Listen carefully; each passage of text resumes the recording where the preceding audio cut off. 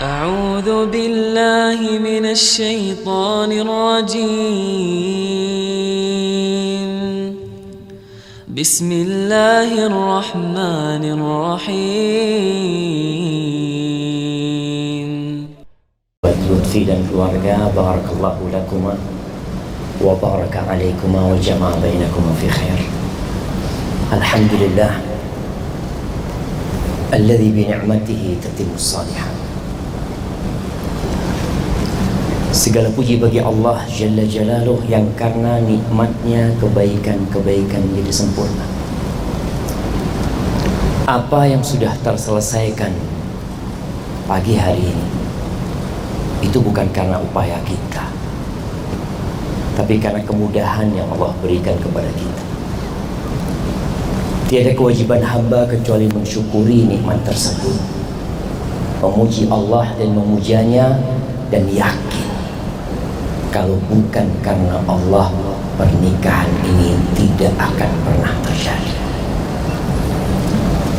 Allahumma salli wa sallim wa zid wa barik wa an'im ala sayyidina wa maulana wa syafi'ina Muhammad.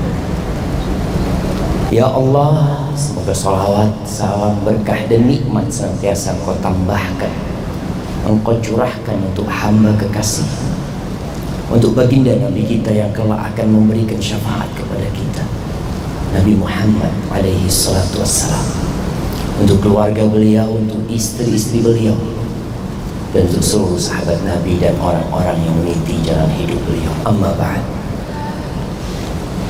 Mengambil waktu jamaah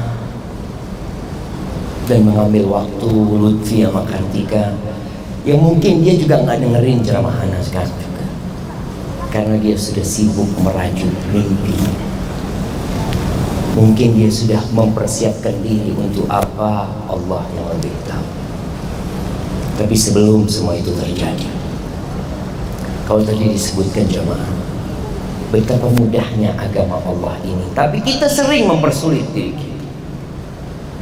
Nabi kita alaihi salatu wassalam mengatakan, inna hadzal din yusr. Agama ini mudah. Walan yushaddad din ahad illa ghalaba. Nggak ada satu orang yang berusaha memperberat dirinya dalam beragama kecuali dia akan terpental dari agama ini. Berapa lama persiapan Lutfi untuk menikah? 6 bulan jemaah. Padahal 6 bulan yang lalu bisa akad sebenarnya kan, tapi gedungnya belum siap, Ustaz. Aksesorisnya masih dibikin di pabrik. Kemudian apalagi seragamnya belum jadi. Ada banyak hal yang membuat pernikahan itu sulit untuk diraih. Padahal cukup adanya wali, cukup adanya 2 calon mempelai, cukup adanya 2 saksi. Antum nggak hadir nggak apa-apa jemaah, nggak di gedung ini pernikahan ini terjadi sebenarnya, tapi kadangkala ada sesuatu yang kita inginkan. Semoga Allah Azza wa Jalla mengampuni dosa-dosa kita. Kemudian yang kedua, berapa kali kita mendengarkan ayat-ayat Allah dibacakan? Orang beriman tuh idza tuliyat alaihim ayatuhu zadathum imana. Apabila dibacakan kepada mereka ayat-ayat Allah, bertambah tuh keimanan mereka. Tapi seringkali bacaan Quran itu tidak menggerakkan sesuatu apapun di hati kita, karena kita nggak paham. Kita hanya cari hadiah dari Allah, berkah. Quran ini berkah. Dibacakan tanpa memahami artinya, kita dapat pahala. Tapi Quran ini juga hidayah. Itu kalau kita baca di awal surat Al-Baqarah, dzalikal kitabu la raiba fi hudal lil muttaqin. Itu kitab tidak ada keraguan sedikit pun di dalamnya, petunjuk buat orang-orang yang bertakwa. Jemaah, kita ini muslim, Berapa kali kita baca Quran dan berapa kali kita mendapatkan hidayah dari Al-Quran Karim, atau ternyata kita tidak berubah dengan membaca Al-Quran Karim. Ada seorang Nasrani, dia dikasih hadiah Quran oleh temannya, baca nih Quran terjemahan. Dia nggak baca. Suatu saat dia lagi galau, dia baca tuh Quran. Awal dia buka Quran, dia cari pengarangnya. Siapa yang ngarang buku ini? Dia bolak-balik nggak ada pengarangnya. Kemudian dia buka lembaran pertama, dia dapat tuh Al-Fatihah, kemudian surat Al-Baqarah. Dia baca tuh, artinya dzalikal kitabu la raiba fi. Apa kata dia? Sombong banget nih kitab. Orang tuh kalau nyusun buku selalu dikata pengantar mohon maaf kalau ada kesalahan, kalau ada kekurangan. Nih kitab langsung mengatakan tidak ada keraguan di dalamnya. Masuk Islam tuh orang jemaah, dapat hidayah. Kita ini baca Quran kalau nggak paham artinya dapat hadiah, tapi kalau paham artinya dapat dua, dapat hadiah plus hidayah. Itu yang kadang kala hidup kita tidak berubah karena kita tidak mengambil hidayah dari Al-Quranul Karim. Seharusnya Anda nggak perlu ceramah, nggak perlu ngasih tausiah. Rasul SAW kalau ngasih tausiah itu dibacakan tuh ayat-ayat Allah, faham mereka. Mereka bisa menyimpulkan dan mengambil manfaat dari ini. Tadi udah dibacakan ayat-ayat Al-Quranul Karim. Tapi masalahnya kita nggak paham. Debot Lutfi sama Kartika nih, tugas terberat seorang suami bukan ngasih makan istri, bukan kasih rumah istri. Kartika sebelum nikah sama Lutfi, alhamdulillah dia bisa hidup, dia makan, orang tuanya membesarkan, nggak kekurangan apa-apa. Terus apa tugas terbesar seorang suami? Ini para bapak nih yang udah nikah puluhan tahun, kadangkala yang dalam benak dia bikinkan rumah buat istri, buat anak-anaknya. Allah Azza wa Jalla mengatakan, ya ayyuhalladzina amanu qu anfusakum wa ahlikum nar. Wahai orang-orang yang beriman, ini panggilan buat yang beriman. Yang nggak beriman tutup kupingnya. Ini untukmu yang beriman. Apa kata Allah? Jagalah dirimu dan keluargamu dari api neraka. Bukan dari kebakaran di bumi ini, bukan dari kelaparan, tapi dari api neraka. Maka tugas terbesar seorang suami adalah menggandeng tangan istrinya dan anak-anaknya menuju surga Allah Azza wa Jalla. Bukan kasih makan saja. Apakah sudah para suami menggandeng istrinya, menarik istrinya jangan sampai terseret ke dalam api neraka? Tugas itu banyak dilupakan. Kita sibuk dengan dunia kita, seakan-akan kita akan hidup 1000 tahun. La jamaah, kita tahu 70 tahun mati, 80 tahun mati, semua yang dikumpulkan dia tinggalkan. Apa yang dia bawa mati? Sama sekali lagi. Diantarkan oleh keluarganya, diantarkan oleh anak-anaknya. Bapak selamat tinggal, urusanmu sendiri di sana dengan malaikat Munkar dan Nakir. Maka harapan anak Lutfi ngajarin Kartika. Tuh bapaknya Kartika nggak bosen sebenarnya sama Kartika. Dia masih cinta sama putrinya. Tapi karena tugas orang tua menikahkan putrinya, hari ini engkau bertanggung jawab atas Kartika. Suatu saat ketika engkau dibangkitkan kembali, kau digiring kepada mahsyar, jangan sampai istrimu menjadi lawanmu di padang mahsyar karena engkau tidak mendidik dia dengan benar. Jemaah rahimakumullah, yang sudah menikah tahu problematika rumah tangga. Kita melihat kekurangan istri kita, dan anak sampaikan kepada Lutfi, Kartika ini bukan bidadari dari surga. Malam ini, esok, lusa akan terkuat kekurangan istrimu. Engkau akan mengatakan, oh ternyata Kartika kayak gitu ya. Ternyata. Nah, dia tercipta dari tulang rusuk yang bengkok. Yang kata Nabi SAW, kalau engkau ingin luruskan, patah dia. Terus gimana? Ya udah, fastamti wa fihinnal iwaj. Engkau sabar, engkau akan bisa bersenang-senang dengan dia. Sama engkau tahu istrimu punya kekurangan. Allah Azza wa Jalla mengatakan, wa ashiruhunna bil ma'ruf. Gaulilah istrimu dengan cara yang patut, dengan cara yang baik. Fa in karihtumuhunna, kalau engkau benci sama istrimu, nggak suka sama istrimu, ceraikan dia, usir dia. La sabar. Asa an takrahu syai'an wa yaj'alallahu fihi khairan katsiran. Bisa jadi yang engkau benci itu di balik sana ada hikmah, ada kebaikan.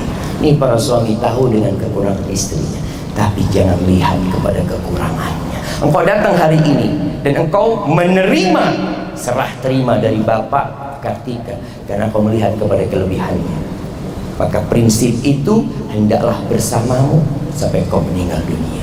La yafraq mu'minun mu'minah, kata Nabi SAW. Mukmin tak boleh itu benci sama istrinya yang beriman. In kariha minha khuluqan radiya minha akhar. Kalau ada perilaku istrinya yang dia tidak sukai, ada jemaah. Ana udah menikah 10 tahun, ana ngelihat ada perilaku istri yang tidak ana sukai, dan ada perilaku ana yang nggak disukai sama istri. Tapi kenapa bisa bertahan? Karena kita menjalankan perintah Nabi SAW. Lihatlah kepada kelebihannya. Yang kurang disempurnakan, yang salah diperbaiki. Dan kesalahan itu bukan untuk diumbar dan diceritakan. Yang terakhir, buat Lutfi, siapa sih idolamu dalam kehidupan ini? Kita punya banyak idola, tapi Allah telah menciptakan seorang manusia yang paling indah. Tidak ada yang pernah menginjak bumi ini yang lebih indah dari Rasulullah Sallallahu Alaihi Wasallam. Beliau telah berumah tangga puluhan tahun. Beliau memberikan contoh yang indah buat kita umat Islam. Tapi kita nggak baca tuh sejarah Nabi Alaihissalam. Kita nggak pernah masuk ke rumah Nabi Alaihissalam. Maka Anda minta Lutfi untuk masuk ke rumah Nabi Alaihissalam. Lebih dalam lagi, engkau masuk ke kamar tidur Nabi Alaihissalam. Engkau masuk ke kamar mandi Nabi Alaihissalam. Engkau masuk ke dapur Rasul Sallallahu Alaihi Wasallam. Engkau akan mendapati manusia yang indah mengajarkan bagaimana mendahului seorang istri. Beliau pemimpin, komandan perang. Tapi ketika beliau ada di rumahnya, beliau menjadi seorang suami. Beliau menjadi seorang ayah untuk anak-anaknya. Dan Rasul sallallahu alaihi wasallam mengatakan, khairukum li ahli. Orang yang terbaik di antara kalian siapa? Kalau kita melihat orang terbaik, mungkin orang yang kaya, yang suka sumbang sana, sumbang sini, yang suka tersenyum, yang berbuat baik kepada orang lain. Tapi kata Nabi SAW, ini standar untuk dalam kehidupan. Yang terbaik di antara kalian adalah yang paling baik sama keluarganya. Kita ini jamaah kalau ingin tahu antum baik atau tidak, suruh orang tanya sama istri, suaminya baik enggak? Kalau baik, baik. Tapi kalau dia dikatakan baik di luar rumah, tebar senyum, Masya Allah, tanya sama bininya. Berapa banyak istri yang mengatakan, suamiku baik, tapi buat orang lain, buat aku enggak, buat anak-anak enggak. Dia kalau ada tamu, dia sambut tamunya. Dia kalau telepon sama teman-temannya, subhanallah, semua cinta sama dia. Bahkan semua orang ngomong, kau beruntung dapat suami kayak gitu.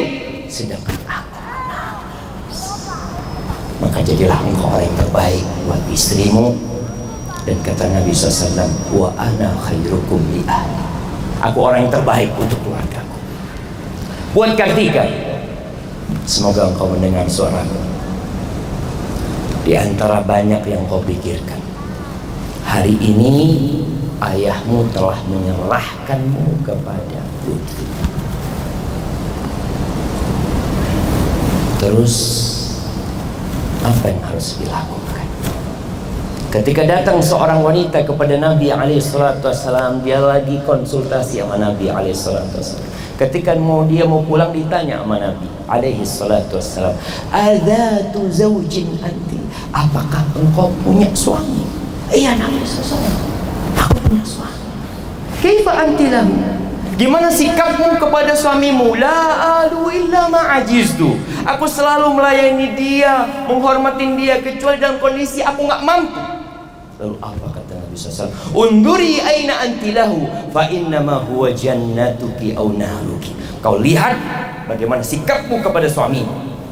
Suamimu itu surgamu atau nerakamu. Maka para orang tua yang sudah menyerahkan putrinya, ingat, gak boleh ada dualisme di dalam rumah. Apa udah cerahkan putrinya, yang jadi pemimpin di rumah itu adalah suami. Sebagian orang tua merasa gak nyaman dengan anaknya setelah menikah. Kamu itu setelah menikah kok gak menghormatin orang tua? Kok nggak menghargai orang tua? Disuruh dipanggil nggak datang, marah orang tua.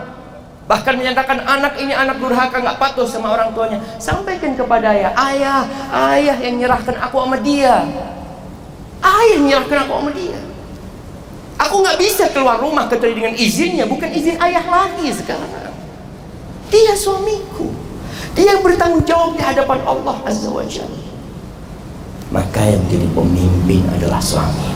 Ketika ayahmu, ibumu memanggilmu, maka katakan, ayah, bunda, aku mau izin sama suami. Kalau suami membolehkan, aku akan berangkat. Kalau enggak, mohon maaf ayah, bukan aku durhaka, tapi surga dan nerakaku ada di sini. Dan untuk Kartika, jadilah engkau wanita terindah.